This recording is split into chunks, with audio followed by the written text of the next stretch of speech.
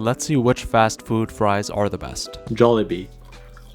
It's not really seasoned. It kind of reminds me of Play-Doh. I'm not really impressed. I had Jollibee's fried chicken in Dubai. That was really good. And the fries, I'm just not feeling this. I would give these guys a 4.9 out of 10. Chick-fil-A. I don't think I've seen any other restaurant do waffle fries.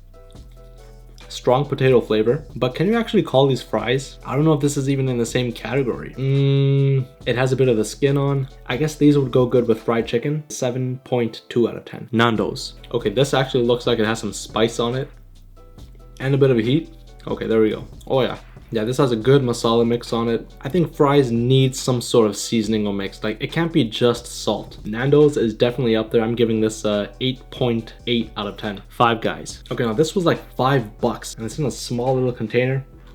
Nah, it's whatever. It just tastes like a normal fry, nothing special. After eating Nandos, this has absolutely no seasoning on it. And they're really small too, so I feel like I have to have a handful for me to actually feel something. I'm giving this a 5.2 out of 10. Costco.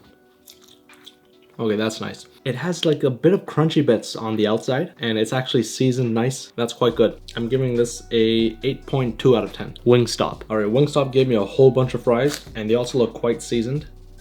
I think they had different flavors. They had Parmesan, they had Cajun, and they had something else, I forgot. So I chose Cajun. It's a good spice. I would say there's a bit too much black pepper in the Cajun seasoning, but it's better than just salt. It's almost overpowering. It's not better than Nandos. I'm giving this a 7.7 out of 10. Harvey's. And unfortunately, Arby's was closed. I drove all the way down there, so I wasn't able to try their curly fries. And I think curly fries would have probably beaten all of these because I love curly fries. And I even made Los Pollos curly fries from Better Call Saul. So in my last video, the top 3 fries were Popeyes, McDonald's, and A&W. This time it's going to be Nandos. Their spice mix is quite good. It's not better than Popeyes. After that, it would be Costco. It's a bit on the simpler side, but I like how they have the crispy bits on the outside. In third place, it's going to be Wingstop. At least they have some seasoning in it. It may be a bit overpowering, but it's much better than not having any seasoning at all or just salt.